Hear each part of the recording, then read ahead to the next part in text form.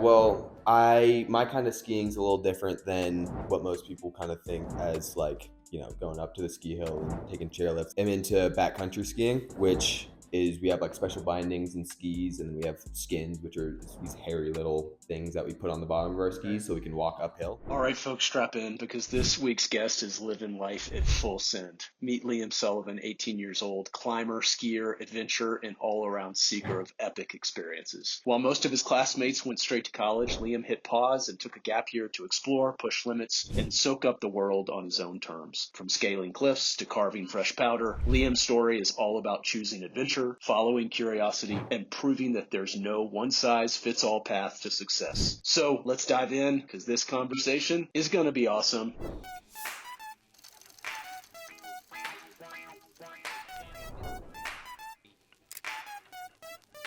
Hey, everyone. I am fortunate. I've got my teammate Randy in town visiting.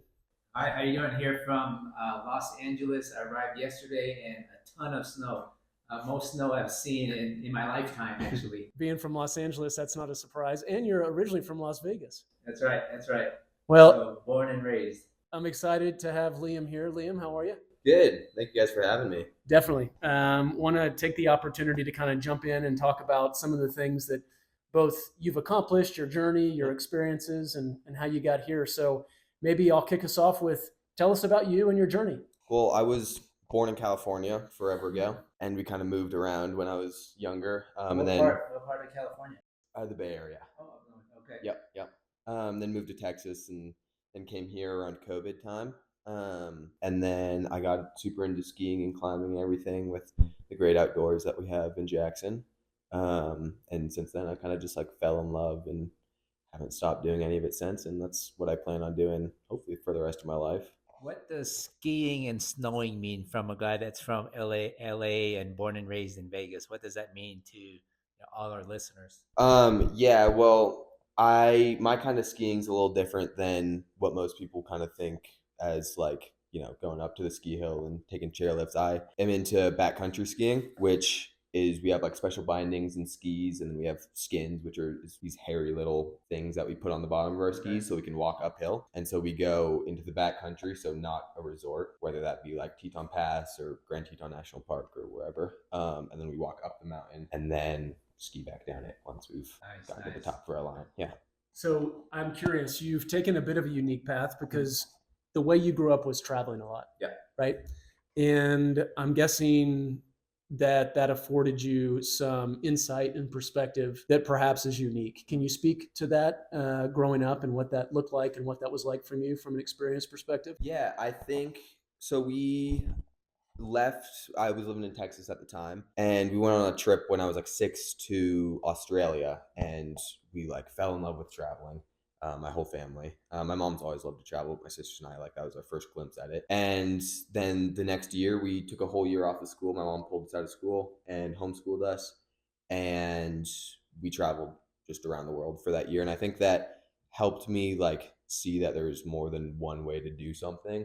I have a super encouraging mom that's kind of like, do what you want, but do it well. And just important. and just have fun while you're doing it, and just like chase those dreams and like make it a reality. And I think traveling really helped, like, solidify that. Did your sisters take a similar path as you in relation to the outdoors, the extreme skiing? Now, as I understood it, if I heard you correctly, there's been some particular extreme climbing too. Have your sisters taken that same approach? No, so my sisters, they like the outdoors, but they're more like, hikers and recreationalists more so than I am. They are both super into languages, and they're both over on the East Coast studying at college, and they're both studying political science, and then one's studying Mandarin and one's studying Arabic. So yeah, totally different. I'm like kind of the black sheep here. Yeah, I'm not super academic. I mean, I enjoy learning, but kind of in a different way that they do. So the do it well was a motto that your mom had. It's not so much, hey, you've got to do this particular thing, but if you're going to go for it, go for it. Yeah, kind of like that. And I wouldn't say like she was like super stressed on that part, but she was really like, do what you love, and like don't be stuck in a building, because one, I don't think they teach you very well, and two, like, it's not fun for anyone. So go like learn some real skills. Let's stick with that for a second. There's as a father of four and being around, therefore, a lot of kids, it seems like kids are more stressed out today than they've ever been. And perhaps that has something to do with the four walls, being inside a building, have to get the grade to get into the place, to take the path, to be the thing in life that is, call it, what everyone else wants you to be. Can you speak to that, both, again, kind of elaborate personally on that and your thought, and then also advice or thoughts or feedback you have for folks that are younger than you that are feeling like, man, I am completely stressed. This is not what I want to be doing. I think, I mean, school's important, of course, but I don't think anyone's really meant to be sitting inside all day for 8 hours a day and then like have to go sit inside some more and do some homework or whatever. I think we're all meant to be outside and, you know, moving around. That's just how we were built forever ago. And yeah, so I think any advice, I do school, keep going. Thanks for that. Don't drop out or anything. But just like focus on what you love and maybe don't try and like strive to go like for a 4.0. Just always like do enough so you can get through it. But if it's not what you're super into, just focus on other things and just do what you like really like to do. Now, you've made a bit of a name for yourself here locally in doing some of those things of what you love to do, which includes, I'll just generally speaking, skiing and climbing. I will pass the mic to you. Can you share a couple of those things that you've been involved with related to ascents, descents, some solo stuff? Can you just speak to that and where that came from and the inception of that? So we live in like, there's a huge community around skiing and climbing in Jackson, of course, and specifically the kind of skiing I like to do. And so there's a huge amount of inspiration that you can pull from, especially as a young person in Jackson. So a couple of my accomplishments include I've did a solo Teton trifecta, which is skiing or climbing and skiing the Grand Middle and South Teton.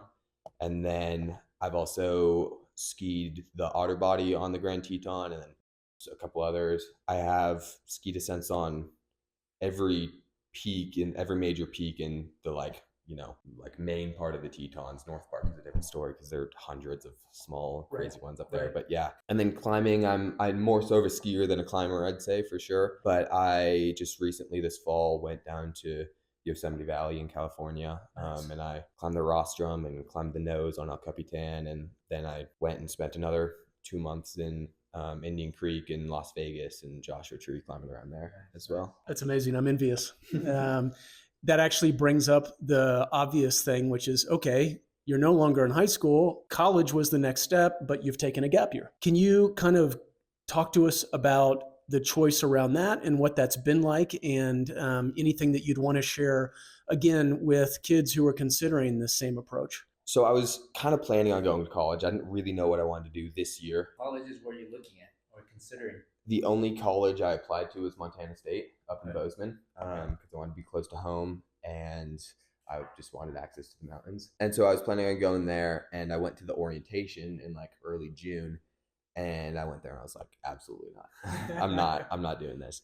And so that was kind of the time in like early mid June where I was like, I would just want to ski and climb and like focus on like building up my, you know, resume or portfolio or whatever you want to call it, climbing wise, and just like get better as an athlete. And yeah.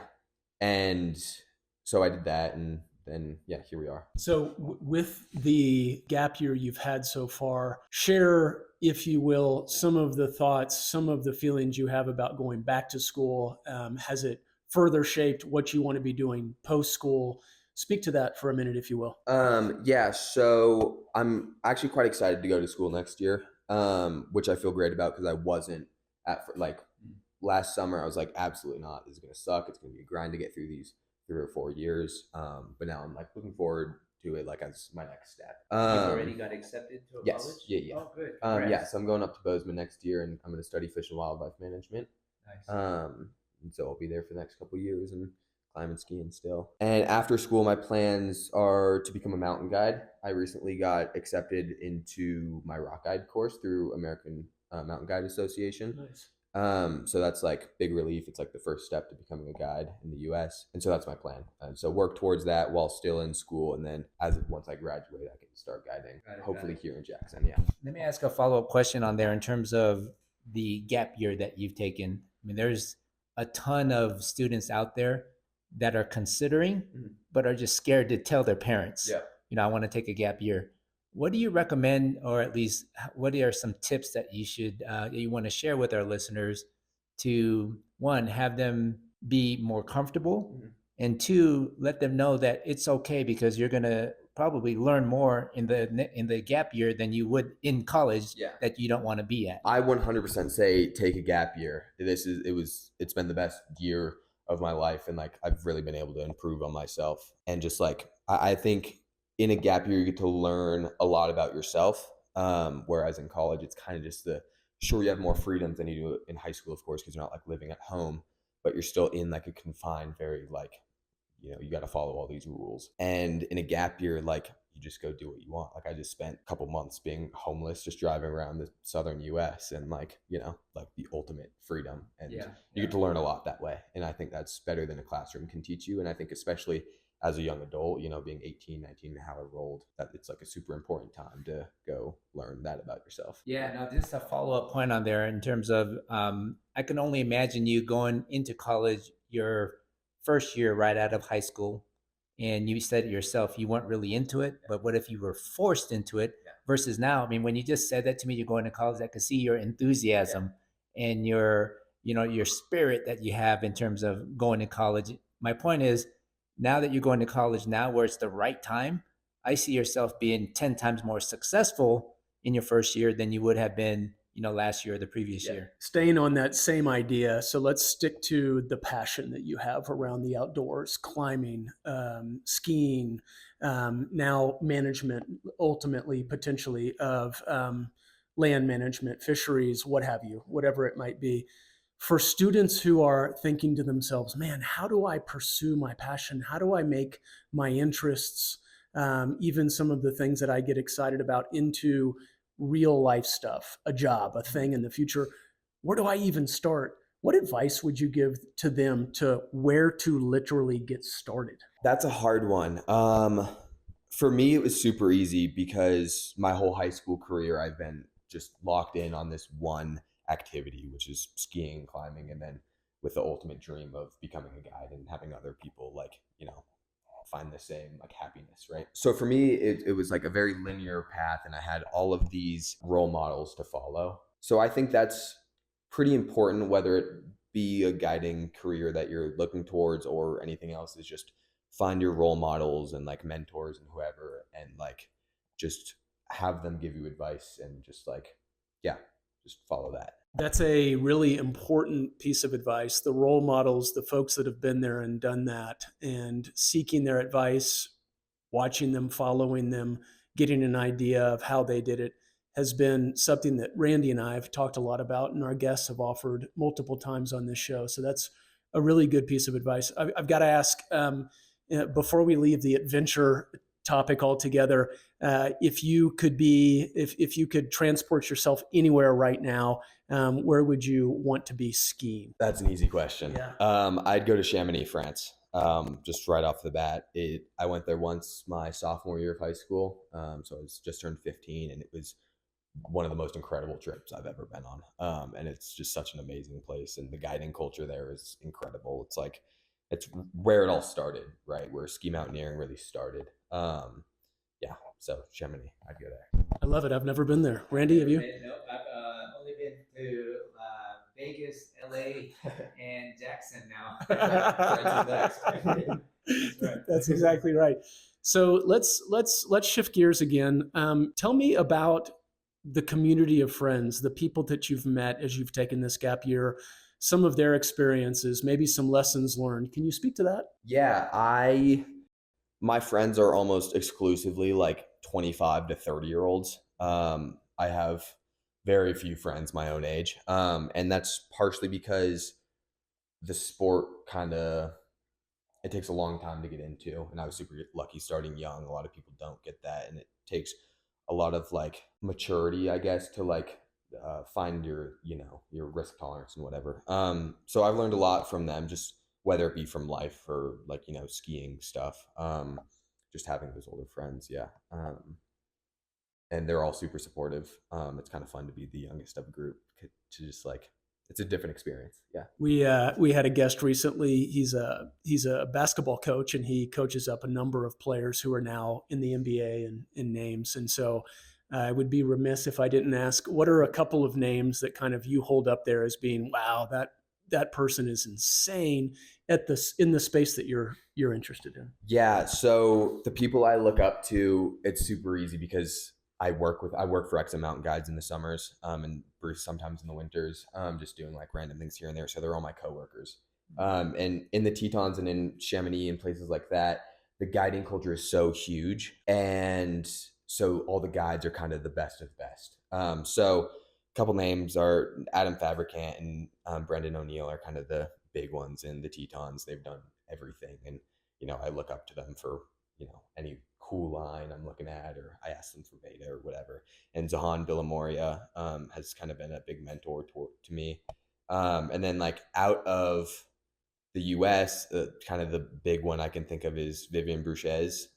He just came out with a movie down based in Patagonia, skiing there, and he's doing some kind of otherworldly type of skiing. It's pretty impressive to see. Let me ask one question on the guides. Again, I'm new to all this, right? Carter was asking me if I wanted to go skiing. I'm like, no, I don't want to get injured. But what do the guides do in terms of, you're saying guides? Are they just walking you through and showing you sightseeing, or they tell you how to ski and climb? What do those guides do? Yeah, so mountain guides it's just someone to go out to ski with. It's a professional in that like region of whatever. So in the Tetons in the summer, a lot of what people do is you get guided on the Grand because everybody wants to climb the Grand, right? Okay. And so that's a big thing. And so they just take you from the bottom, from Lupin Meadows Trailhead all the way up to the summit and walk you down. And it's just a way to climb something, ski something that you wouldn't necessarily be able to do on your own because you don't have the expertise. Got it. Yeah. Okay, makes sense. You mentioned the word maturity, you in reference to some of the folks you've been hanging out with during this gap year, and in relation to climbing, skiing, doing some of the things that would be considered particularly adventurous and extreme. Where do you think you gained that fast track to that level of maturity? I don't know if it's, and I don't want to sound like a mature person or anything. I definitely wouldn't. I didn't hear it that way. Yeah. I think, however, what I did hear and what I recognize and observe is you are more grown up, perhaps, than a lot of folks your age who are figuring things out. Mm-hmm. And so I'm saying that. I know you're not, but I'm asking you the question. Yeah, I'd say, I think, especially in the climbing and skiing, like with how risky it is, you really can't afford to not be mature about it. If you go up there and are like, I'm getting to the top of this mountain, and like if you're thinking about it as a mountain that you're going to go conquer, and you're like, I'm going to ski the Grand or whatever, you're not going to get too far, and you're probably going to end up under 40 feet of snow. Mm-hmm. And so I think for me, maturity kind of grew a lot last year. I learned that like turning around was like a good thing. You should like really growing in the mountains is failing a lot. You fail most of the time. And to be able to do more stuff, you just have to go out when conditions maybe aren't the best. And like, you don't think that you have 100% chance of success, but you just go out there and try, and you're okay with turning around, less than halfway through the day, and just go ski something else or something. So I think that's a big part of it. And that philosophy, you could apply that philosophy in your life in general, right? The things that you just shared. Okay. Yeah, I was gonna offer that. I didn't want to be the cliche, but I mean, failure. Absolutely. Going back out again is a lot of times the approach, and a lot of the lessons that I think we work to impart on at least on my children is that get up and try again. But also to your other point, which is, in what you're doing, approaching, if you will, the mountain with humility is critical. Yeah. Is that right? Absolutely. Yeah. Let me ask, you have now this really kind of your finite amount of time before you do go to college. Mm-hmm. Here we are, middle of March almost. What's on your bucket list between now and when you go ring the bell for starting college? Yeah. Well, the big thing is I'm headed up to Alaska in late May. So I'm going to be up there, and we just got permits to ski Denali. So hopefully we'll, get up there. Obviously, it's of course all weather dependent, and yeah, we'll see. So I'm going to be on the glacier from May 15th to June 15th. So a whole month up on Denali. So that's a big one. I'm super excited for that. Hope that goes well. And then just other lines around the Tetons. I'm not done here yet. Of course, I never will be. But yeah. That sounds, again, I'm envious. That sounds awesome. Good It'll for be you. fun. It'll be Good for fun. you, Liam. So here you are, your age, you're looking back on life, and you can put your arm around your 6-year-old self. And you can give him some advice that might give him a head start that, if you had had that at that point, you would have had. What would that be? I have two things. The one I shared before is just do it. Just go fail. It doesn't matter. Again, for anything in life. And then the second one is start climbing earlier because your tendons grow more before you hit puberty. And I didn't start climbing until I was like 16. So I wish I did that. Those are great piece of advice. The particular one about the climbing before you. As you can tell, I don't climb. Liam, this is a gift for me and Randy to get an opportunity to connect with you. Thank you guys. Appreciate you taking the time to impart some of the things you've learned, and we wish you all the best. Absolutely. Thank you. Appreciate it. Yep. Thank you. Sounds good. Thank you.